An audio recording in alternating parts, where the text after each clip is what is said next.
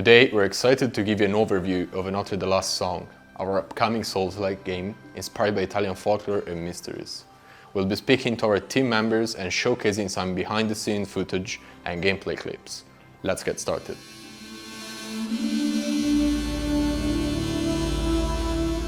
Hey, I'm Stoyan Stonov, the game director here at JAMA Games. My past includes VR, ARG, mobile, all the way up to AAA RPGs, and today I'll be talking to you about Enotre The Last Song. So first off, even though my experience includes large choice-driven RPGs such as Cyberpunk, it's important to note that Enotre is first and foremost a Souls-like. And in Souls-likes, you don't have 5-hour cutscenes, you don't have endless lines of dialogue. What you do have is lore and a rich and diverse world that you get to explore and a mystery that you get to unravel at your own pace should you choose to do so. Due to this, Enotre storytelling focuses primarily on environmental stuff, hidden interactions, and pieces of a puzzle that you piece together should you choose to do so. Of course, we're not going to stand in your way, we won't lock action away from you, and we will let you always be in control and focus on the gameplay first and foremost.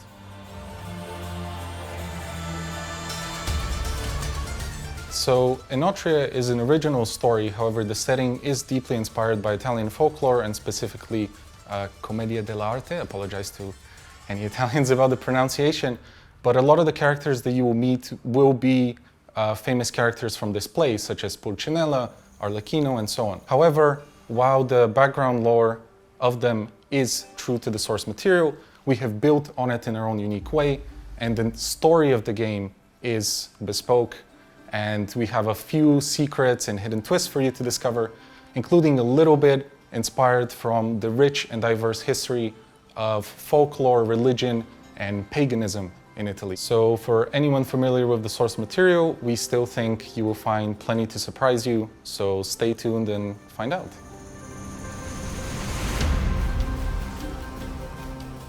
What we wanted to do is make sure that we're not just doing a surface level take on the genre, but we truly understand every single layer of it.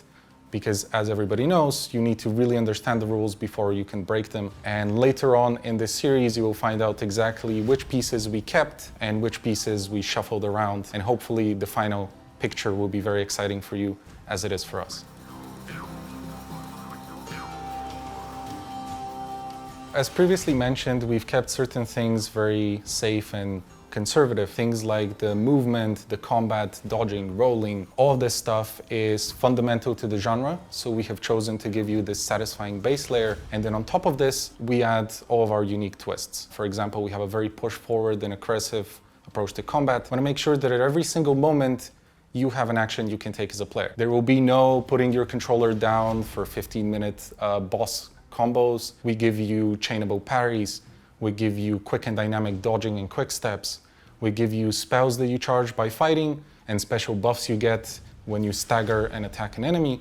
And all of these elements combined with our unique progression means that we're trying to give you more choices than ever before in terms of the combat and keeping everything aggressive and exciting. And outside of combat, which we believe is a bit of a low point sometimes of the genre, other than an interesting world and complex and interconnected level design, we are also giving you ways to interact with the environment for the first time. Okay, so whether you're a guy that is the god of parrying and the master of dodging attacks, or perhaps somebody who's a little bit more into the world and the lore and you lack the mechanical dexterity, we want to make sure that you can feel powerful in this game, you can complete it, and you can experience all the content on offer. So we're giving you more choices than ever before by making sure that the environment is no longer just beautiful set dressing, as thematically appropriate as it would be for a theatrical game, but instead is part of the core experience. So remember, keep an eye out. There are many tools in your arsenal in Enotre. I will cover the high level of this one because thankfully my lovely colleagues will tell you more in detail. But rifts, Ardora, and masks are some of the unique selling points we had. In the past, when we showed the game to you, these elements were not fully realized, and we believe that once you see more, you will understand better our full vision for the project. Rifts, for example, are one of the ways that you can manipulate the environment. And an important note for us was that they're never just an aesthetic thing. They're never just a set piece. They're never just a fancy version of a lever that you pull and something cool happens. Of course, the cool thing will happen, but you have full control over it. But it's not just about cool things happening outside of your control and you just observing. And as we said, just like with the combat, we want you to be an active participant in everything that happens. So oftentimes it's not just this state or that state, but which state, at what time and how, when you leave and when you enter these pockets of reality. In terms of Ardore, it's the underpinning force of change that courses through you that allows you to manipulate this stagnant world. And it's connected with the design of your character, the buffs that you get, your mastery of the elements, the lines and spells you can cast, and the environment itself. So it is this invisible force, let's say, that underpins all of your skills as a player. And as far as the masks allow you to take on the role of other enemies, thereby granting you some of their own unique stats, modifiers, or even in certain case, abilities. And on top of this, we leverage it with the loadout system, allowing you to swap between up to 3 of those at any time. And in this way, we want to give you more flexibility and freedom of player expression, meaning that you can have your safe pick, whatever your safe space is, whether it's a giant sword or dashing around as a rogue. But we also give you these backup options where you can truly test out the waters, and who knows, maybe you find a playstyle that you never knew you liked before. It also means that as hardcore players, we've identified some of the meta problems that the genre can face, such as progression slowing down at the midpoint, and in the beginning you have this endless possibility in front of you as a player, but once you pick your path, you're kind of locked in, and for a long time, a lot of the excitement out of the theory crafting and builds goes away. And with the mask system, it means that every time you get a new one, it's a potential brand new build that never existed before. So hopefully the experience will remain fresh throughout, and we really leverage your ability and your creativity as a player. On top of this, we just give you a different take on progression. Again, a bit of a sales pitch here, but instead of a skill tree, we think of it as a skill pool, which is a wide assortment of available perks that you can slot into these masks. And in this way, we ensure that you never feel as a player that you leveled the wrong thing or need to redo or start over, but instead you're just constantly increasing the options that you have. And with each new drop, each new boss, each new major enemy, you can have a brand new, fresh approach and playstyle. So as mentioned before, we have the solid foundation, and we hope that we will be among the best in the genre in terms of the moment-to-moment satisfaction that you get from hitting an enemy, dodging an attack, and all the good stuff. But in terms of unique features that we want to appeal to veterans and newcomers alike, we have quite a lot on offer, such as rifts, Ardore, masks, and loadouts, all things that you will learn more as we get closer to release.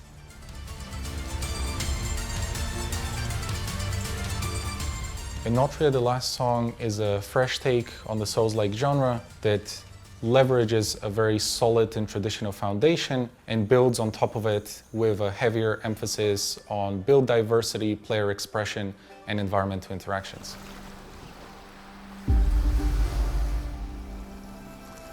Hello, my name is Eric and I am the lead game designer of Enotria. My professional journey began in the mobile industry, where I mainly worked on real-time strategy and card games. And if there is one thing that I learned over the years is to always approach each and every topic by keeping the players in mind. Because at the end of the day, we are not making games for ourselves, but we're making games for other people. And in order to truly deliver a quality experience for other people, we need to keep our egos and personal biases in control.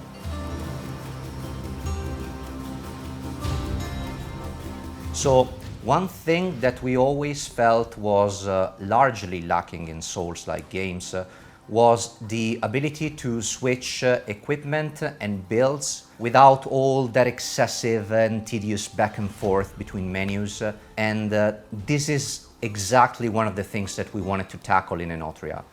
And that is why players will have access to a loadout menu where they can customize and swap their builds, even during combat. And all of that within a single screen. Because we consider this to be a big step forward in terms of user experience. because ultimately what we wish for is for build creation and customization to be an exciting process for all players, from the casual ones to the more hardcore audiences.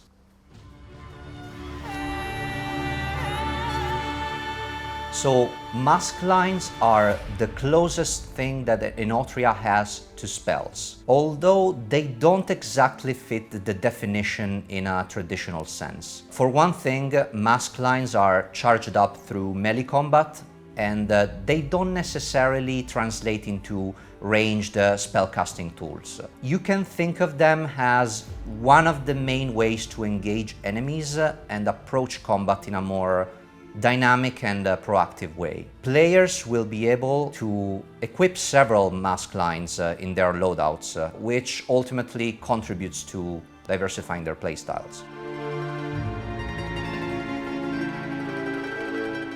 The Path of Innovators is our personal take on the skill tree of Enotria. Although rather than skill tree, the term that I like to use more is skill pool, because one of our goals with this feature was to avoid having a lot of inconsequential abilities that you would have to obtain regardless, because they were in the way of the abilities that you actually wanted. These abilities are called mask perks, because once you unlock them, you are able to slot them inside your masks.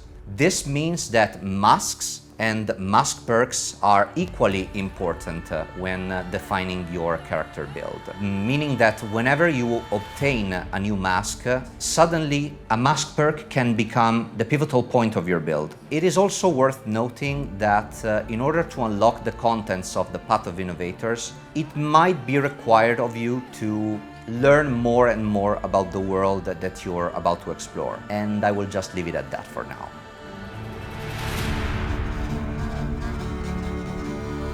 Combat in Enotria is rather fast-paced and aggressive, which constantly capitalizes on you constantly pressing the advantage. In order to achieve this, we deliberately chose to discard the traditional defensive tools that players have at their disposal in action RPGs, and decided to shift a lot more weight into more evasive maneuvers like dodging and rolling, also parrying, and also dishing out finishing strikes to your enemies. Case in point, when you manage to deal critical damage to your enemies, you become temporarily empowered. And this can mean a lot of things. It can mean that you deal more damage, it can mean that you recover stamina faster. All of this to further capitalize on the aggressive playstyle that we want to go for. Because at the end of the day, what we really want to achieve with the combat system of Enotria is for our players, for you, to feel swift and powerful. That is, if you're able to keep up.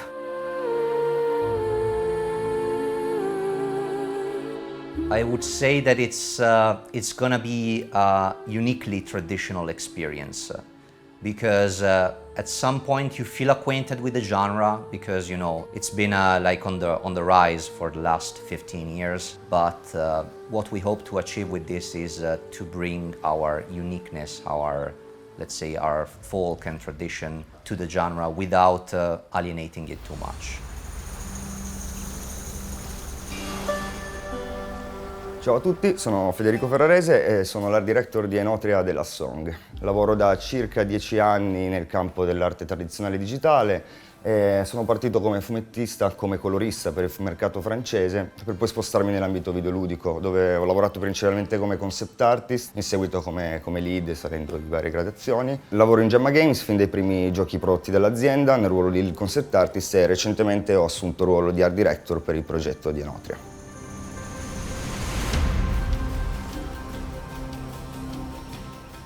Fin dal principio di base noi di Gemma Games volevamo realizzare un gioco che racchiudesse e potesse trasmettere quello che è il patrimonio artistico e culturale del nostro paese in una formula di gameplay da noi molto amata in quanto videogiocatori prima di essere developer. Inoltre speriamo e speravamo di riuscire un po' nell'impresa di portare attenzione alla realtà dello sviluppo italiano piena di incredibili professionisti come quelli che mi circondano ogni giorno in questo splendido posto di lavoro. Quindi abbiamo ragionato su molte cose, su cosa volesse dire trasmettere questi aspetti culturali e artistici, nell'ambito però di un medium moderno come quello videoludico. È stato fondamentale studiare a fondo le moltissime sfaccettature artistiche e culturali del nostro paese, studiando tutto, dalla fauna alla flora alla cultura, e anche cosa pensasse il mondo intero del nostro paese, quali fossero i prodotti che ci hanno rappresentato nell'arco appunto dell'arte e dell'intrattenimento, e trovare un modo nostro di trovare magari qualcosa, una luce che non era mai stata mostrata del nostro paese, in modo da approfondire anche per le culture esterne alla nostra quelli che sono i valori, le tradizioni che rendono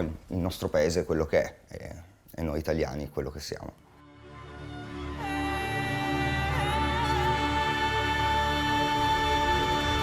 Dunque, nel mio ruolo appunto di art director mi sono occupato insieme a tutti i reparti artistici, ma non solo, perché è un lavoro corale che prende tutti, dai reparti tecnici, artistici, di design, di individuare però nello specifico una formula visiva che potesse in qualche modo unire l'epicità, le tematiche, i sentimenti, delle estetiche delle opere Souls-like amate dai giocatori di tutto il mondo, con quelli che sono, come detto in precedenza, gli elementi tipici della nostra cultura e della nostra arte, applicandolo in maniera coerente a tutto ciò che rende il mondo di Enotria, le terre di Enotria vive, quindi personaggi, armi, architetture, vegetazione, letteralmente ogni singolo aspetto e dettaglio del mondo, in modo che riuscissimo non solo a narrare una storia, non solo a far vivere un'avventura, ma anche a raccontare qualcosa di noi e di quello che viviamo tutti i giorni nel nostro paese. Dunque la sfida più grande è stata sicuramente quella di sviluppare un linguaggio visivo e un'identità nostra, che si distaccasse dalle classiche estetiche dark fantasy molto usate nel genere, non perché non le amassimo o non ci piacessero, ma in un certo modo sentivamo che per il nostro paese, per l'Italia, la nostra cultura, quello che è anche la bellezza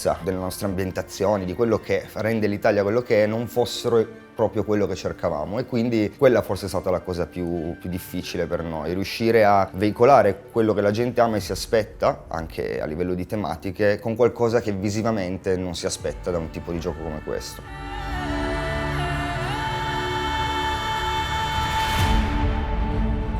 Vabbè, ci sono tanti design nel gioco che amo profondamente, che amiamo tutti profondamente, soprattutto perché appunto sono tutti frutto di un lavoro incredibile di team. Non basta disegnarlo un personaggio per crearlo, bisogna animarlo, bisogna muoverlo, bisogna modellarlo, ci sono tante cose che rendono un personaggio vivo. Probabilmente quello a cui sono più affezionato personalmente è Pulcinella. Principalmente perché è stata la prima maschera, abbiamo lavorato fin dall'inizio su varie maschere assieme per individuare una linea visiva, appunto come dicevamo prima, comune, però Pulcinella è stato il primo su cui ci siamo soffermati e mi sono anche personalmente soffermato nel design, ed è stata una sfida perché è una maschera tradizionale e quindi molto importante per la nostra cultura, ovviamente, e quindi già quello un po' ti fa sentire il peso della responsabilità, no? Di avere tra le mani un elemento così importante per molte persone, anche all'interno del nostro paese, e allo stesso tempo unire a questo enorme valore culturale, a un'estetica anche molto consolidata, avere un po' la responsabilità comunque di riapplicarla in un design moderno, adatto a un medium come quello videoludico e soprattutto adatto al tipo di gioco che stiamo facendo, quindi che coinvolgasse anche le nostre tematiche, quello che è il nostro Pulcinella. E quindi è stata una bella sfida, è stato molto affascinante, ma in generale questo vale per tutte le creature, tutti i personaggi che abbiamo fatto, tutti i disegnatori che hanno lavorato, tutti gli artisti che coinvolgiamo per lavorare sulle ambientazioni, tutti i reparti, e questa è una cosa che vale per tutti perché ognuno di questi design, essendo molto nostro, proprio a livello culturale, è una responsabilità e allo stesso tempo una gioia poter provare a proporla in un modo diverso al mondo, che magari speriamo piaccia e che stupisca in qualche modo.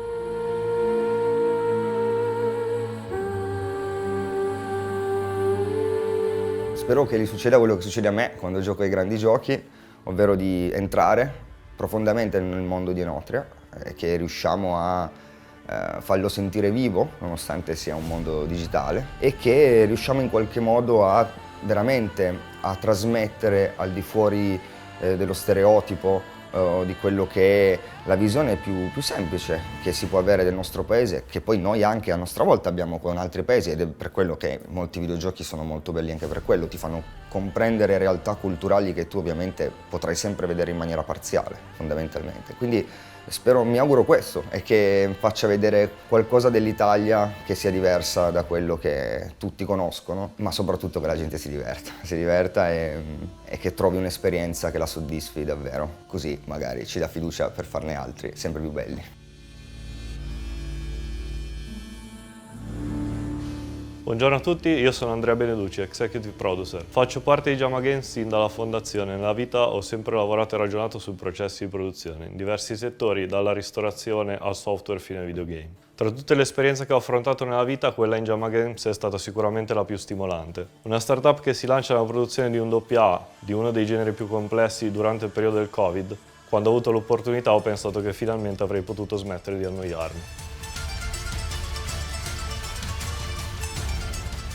Il risultato finale sarà un prodotto con delle evidenti qualità sotto diversi punti di vista. Trattandosi di un progetto AA, abbiamo avuto modo di concentrarci maggiormente sulla qualità del dettaglio, sia artisticamente parlando che a livello di gameplay. Un grande lavoro di ricerca ha accompagnato tutta la fase iniziale di Enotria. Questo ci ha permesso di alzare l'asticella, di aggiungere carattere alla nostra opera e soprattutto di differenziarci e trovare la nostra unicità, che si corona e si esalta con il recente passaggio ad Unreal Engine 5. Posso dire in serenità che coloro che cercano un prodotto curato e che non vuole essere dispersivo possono acquistare Enotria a cuor leggero. Le ambizioni di un progetto come Enotria sono molteplici. Per quanto riguarda Enotria in quanto progetto singolo, l'ambizione è quella di avere una risonanza internazionale e di essere apprezzato dalla community come una valida alternativa nel mondo Souls-like. Osservando invece da un punto di vista più ampio, l'ambizione di Enotria è quella di essere il punto di partenza di un duplice percorso. Il primo è quello dell'IP stessa di Enotria, che ha lo spazio di mezzi per essere espansa e valorizzata, inserirsi come alternativa in un mercato che a nostro avviso ne necessita. Il secondo è quello che si affianca a Jamma Games, che deve consolidarsi come realtà concreta che faccia varco in un mercato, quello Souls-like Action RPG che in Italia non è mai sbocciato. Secondo la nostra visione ci sono lo spazio e la fame del mercato giusta per assumere questo ruolo. Beh, la community a cui ci rivolgiamo è chiaramente quella Souls-like. Come abbiamo visto con gli ultimi prodotti lanciati, oramai è molto più diffusa e comprensiva di diversi tipi di utenti. La nostra idea è quella di rispettare e mantenere i canoni e i pilastri che hanno definito questo genere per entusiasmare la community Souls-like, cercando di tenere sempre un occhio rivolto all'accessibilità del prodotto, che attenzione non significa più facile, ma semplicemente più fruibile e godibile, per permettere anche alla fetta meno hardcore di intraprendere un viaggio in Enotria. In sintesi, Enotria è un prodotto che offre la sfida e il combattimento per quei giocatori che vogliono sentire e percepire lo stimolo in un contesto epico e fantasy, un prodotto che offre spunti di cultura e folklore italiane per quei giocatori a cui piace esplorare i dettagli, ed infine un prodotto che offre una storia interessante per quei giocatori che vogliono sentirsi coinvolti dai protagonisti. Si può sicuramente dire che Jamma Games è una realtà molto dinamica, essendo una software house giovane sia dal punto di vista aziendale che dal punto di vista del personale. Questo ci permette un approccio molto flessibile ed agile, adattivo e reattivo, senza il quale non saremmo potuti arrivare dove siamo. Ogni singola persona viene valorizzata e messa nelle condizioni di poter raggiungere i propri obiettivi durante gli sprint e le milestone. Un altro fattore vincente che si traduce in processo è l'eterogeneità del team. Crescendo ed espandendoci abbiamo cercato di costruire un organico che fosse adatto ad accogliere persone con esperienze, culture e mentalità differenti. Questo ci ha restituito un grosso vantaggio, banalmente perché abbiamo molte strade diverse per affrontare i problemi che normalmente sorgono durante la produzione. Personalmente credo che una realtà vincente, di qualunque settore faccia parte, si possa riconoscere da quanto sia unica. Se a seconda del progetto, delle persone, del periodo e delle condizioni si adatta e si evolve naturalmente, allora andrà lontano. Quindi se la domanda è come Jamma Games raggiunge i propri obiettivi, la risposta è che è composta di persone che ragionano così.